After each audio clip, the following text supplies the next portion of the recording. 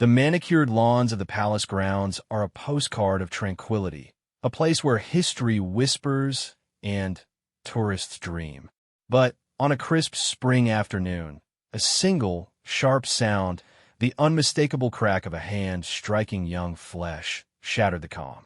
What followed was not a simple arrest, not a routine intervention, but a profound, wordless moment between a rigid, imposing figure in a bearskin hat and a trembling, tear-streaked boy. It was a moment that would unravel a complex tapestry of private anguish and public duty, challenging the very definition of strength and leaving a crowd of strangers forever changed by what they witnessed. The afternoon sun washed over the grand gray stone of Buckingham Palace, casting long, dignified shadows across the Victoria Memorial. The air buzzed with a low hum of tourist chatter, the clicking of cameras, and the distant rhythmic tread of the changing of the guard ceremony. It was a scene repeated daily, a perfectly choreographed slice of British pageantry. Among the throng was Leo, a small boy of 5, whose hand was swallowed up by his father's, Mark. Mark's face was etched with a deep, weary tension that the picturesque setting could not alleviate. The trip, meant to be a distraction after a brutal and raw divorce, had become a pressure cooker of frustration. Leo, overstimulated and exhausted, had been whining for 20 straight minutes about an ice cream he couldn't have.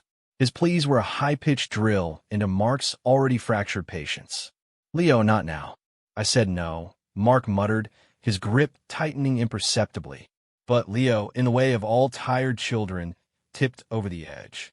He threw himself down onto the pavement, a small heap of defiant misery, and let out a wail that cut through the ambient noise. Several tourists turned to look. A wave of hot, humiliated shame crashed over Mark. The stares felt like accusations. In that split second, logic drowned in a flood of exhaustion, embarrassment, and helpless rage. He bent down, yanked Leo up by the arm, and before he even knew what he was doing, his open hand connected with the side of his son's leg. The slap was not brutal, but it was sharp, loud, and carried the full weight of Mark's unraveled composure. The sound was a shocking punctuation in the palace's serene atmosphere. Leo's wail ceased into a stunned, gasping silence, his eyes wide with betrayal and hurt. And then, as if summoned by the very breach of peace, the scene shifted. One of the Queen's guards, a soldier of the Coldstream Guards, standing motionless in his sentry box just feet away, broke his famed discipline. His head, topped with the towering bearskin, turned sharply towards the sound. His eyes, previously fixed on an invisible horizon, locked on a Mark and the now sobbing Leo. The crowd around them fell into a hushed, anticipatory silence. This was not part of the show. The guard's face, what little could be seen beneath the shadow of his hat, was unreadable. But his movement was deliberate. He took one precise, measured step out of his box. Then another. The rhythmic clicking of his polished boots on the cobblestones was the only sound. He did not speak, did not raise his weapon. He simply walked with an imposing, slow gravity directly towards Mark and the child. Mark froze, his anger instantly replaced by a cold dread. He was about to be arrested. He was sure of it. He was a monster caught in the act, in front of the whole world. The guard stopped before them, an immovable pillar of scarlet and black. He looked down at the weeping boy, then his gaze, heavy and unblinking, rose to meet Mark's.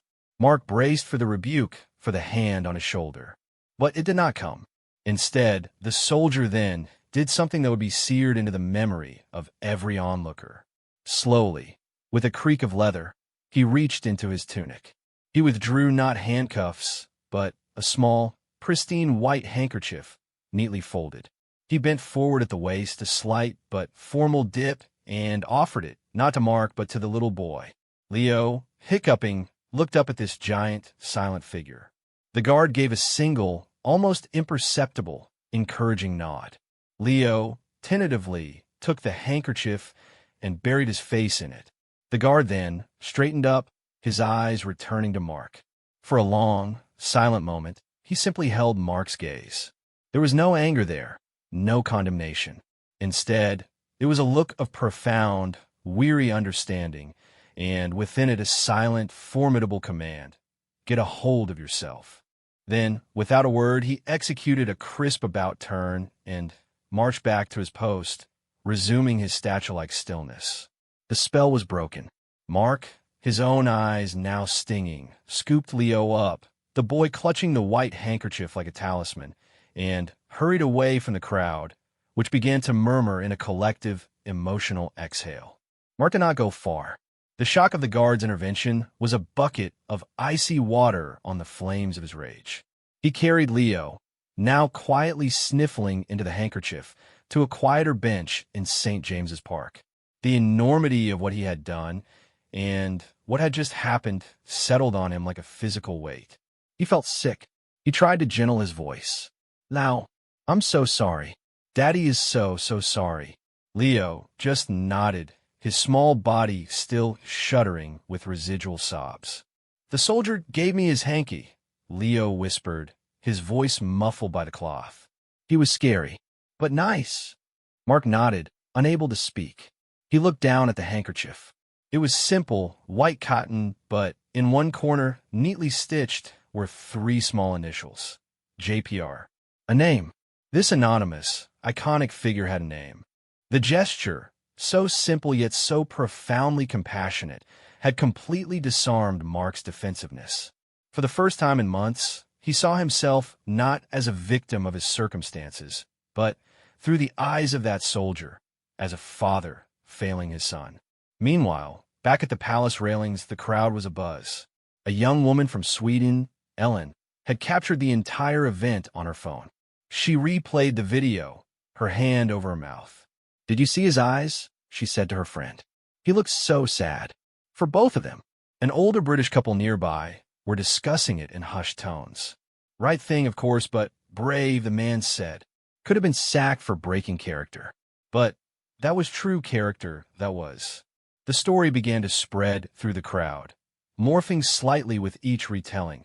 But the core remained, the silent guard, the handkerchief, the powerful, wordless reproof. People weren't angry at Mark. They were moved by the humanity of the response. The scene had become a living parable. Mark, sitting on the bench, made a decision. He couldn't just leave. He had to thank this man. He had to look him in the eye and acknowledge the lesson. He bought Leo an ice cream, the original source of the conflict, now meaningless, and they sat for almost an hour, talking softly, Leo slowly coming back to life, fascinated by the ducks on the pond. Mark's mind, however, was on the soldier. Yotpere. He watched the guard in the distance, standing with preternatural stillness. He wondered about the man beneath the uniform. What had he seen in his life that prompted such an act? What burdens did he carry under that bearskin? Mark felt a connection to this stranger, a debt that needed to be acknowledged. As the sun began to lower, casting a golden glow, he took Leo's sticky hand. "Come on, mate," he said softly. "Let's go say thank you." They walked back towards the palace, not as antagonists, but as pilgrims approaching a moment of grace. The crowd had thinned, but a respectful bubble of space remained around the sentry box. Mark felt every eye on him as he approached, holding Leo's hand firmly. His heart hammered against his ribs. The guard, Rifleman James Percival Reginald of the Coldstream Guards, saw them coming from the corner of his eye. Internally, he braced. His training screamed at him to maintain absolute focus. His sergeant major's voice echoed in his head. "You are a fixture, a piece of the furniture. You do not move. You do not react." But another, deeper voice, one shaped by his own life, had overruled that training an hour ago. He had seen the slap, seen the father's immediate flood of shame, seen the boy's utter confusion. It had mirrored a memory from his own childhood in a small, working-class town, a memory of fear and loud voices. In that moment, he hadn't seen a criminal or a nuisance. He'd seen a family breaking, and his silent intervention was the only tool he had. He'd broken protocol, and he knew there could be consequences. Yet, as the man and boy stopped a few feet away, he felt no regret. Mark cleared his throat. "Excuse me," he said, his voice thick. The guard did not move his head, but his eyes shifted to meet Mark's. "I want to thank you for what you did earlier." He held up the now slightly grubby handkerchief. "For this." Leo, emboldened by the ice cream and his father's calm, took a small step forward. "Thank you for the hanky, Mr. Soldier." A miracle then occurred. A slight, almost impossible to detect, softening touched the corners of Rifleman James's eyes. It was fleeting, but it was there. He gave another tiny, precise nod, this time directed at Leo. For Mark, he allowed his gaze to hold for a second longer, a silent communication passing between them. "It's okay. Do better." Then, his eyes snapped back to the fixed point ahead, the moment of connection officially severed. But it was enough. Mark felt a lump form in his throat. He didn't need a conversation. The message had been received and now acknowledged. He gently placed the folded handkerchief on the ledge of the sentry box, a token returned. "Thank you," he whispered again, and led Leo away. The small act of returning the cloth completed a circuit of dignity. The onlookers, including Ellen, who was still discreetly filming, felt a collective swell of emotion. This wasn't a confrontation. It was a resolution. As Mark and Leo disappeared into the evening, the story within the crowd solidified into legend. But for Rifleman James, the internal shift was profound. He had always seen his duty as a rigid wall.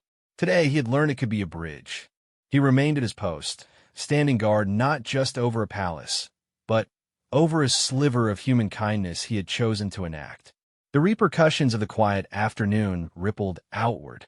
Ellen's video, posted online with the title "A Soldier's Silence," did not go viral in a screaming, dramatic way. It spread slowly, thoughtfully, shared with captions like "This is true strength" and "Humanity in uniform." News outlets picked it up, not as a scandal, but as a heartwarming feature. They dubbed the unknown guard the compassionate sentinel. Back in his barracks that evening, Rifleman James was called to see his company's sergeant major. He stood to attention, expecting a reprimand. The CSM, a veteran with a face like granite, held a printout of a news article. He was silent for a long moment. "Rifleman Reginald," he finally said, "you broke standing orders. You moved from your post without cause." James stared straight ahead. "Yes, Sergeant Major." The CSM laid the paper down. "The palace has received over 200 emails and calls. All of them positive. All of them praising the humanity of the guards." He paused. "Your actions were unorthodox, but they were not, in the final assessment, wrong. The regiment looks after its own, and it also upholds its image. You've done the latter in a way no training manual could teach."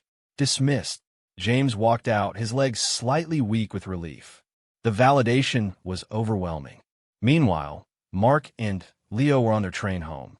The atmosphere between them was different. The frantic tension had dissipated. Leo slept against Mark's side, the adventure exhausted out of him. Mark stared out at the darkening countryside, the events replaying in his mind. He had been given a gift, a stark, public mirror held up to his behavior, followed not by punishment, but by an offer of grace. He made silent promises to his sleeping son. He would call his ex-wife and suggest a calmer, more cooperative approach. He would seek out a parenting course. The slap had been a horrible line crossed, but the guard's intervention had drawn a new line in the sand, one marked by compassion and a chance to do better. He realized the soldier had guarded more than a palace that day. He had guarded the fragile possibility of redemption for a struggling father. Weeks later, the story had settled into the lives of those it touched. Rifleman James Percival Reginald completed his ceremonial duties and returned to his regiment's operational training. He never spoke of the incident to his comrades, but he carried a new, quiet confidence. The handkerchief incident became a subtle part of the regiment's lore, a whispered example of exercising judgment. He had learned that the strength to stand motionless was impressive, but the strength to move for the right reason was profound. Mark had kept his promises. His relationship with his ex-wife was still difficult, but it was civil. He was more patient with Leo, catching himself when the old frustration rose, remembering the feel of that white cloth in his hand. He framed a picture of Buckingham Palace, not as a souvenir of a bad day, but as a reminder of the day he was given a second chance.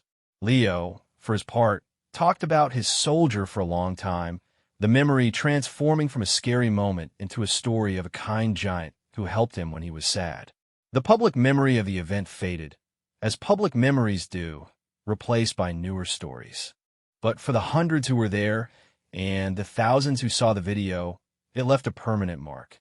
It was a modern fable that reminded them that authority could be gentle, that discipline could be compassionate, and that sometimes the most powerful words are the ones never spoken. The palace continued its timeless routine, guards standing sentry in all weathers. Tourists still gathered, hoping for a spectacle. But if you look closely now, you might see parents in moments of stress, taking a deep breath by the railings, remembering a story they once heard. And you might see the soldiers in their unwavering silence, knowing that they're not just statues, but men who guard a threshold where human failing and human kindness can on any given day meet and transform each other. This response is AI generated and, for reference purposes only,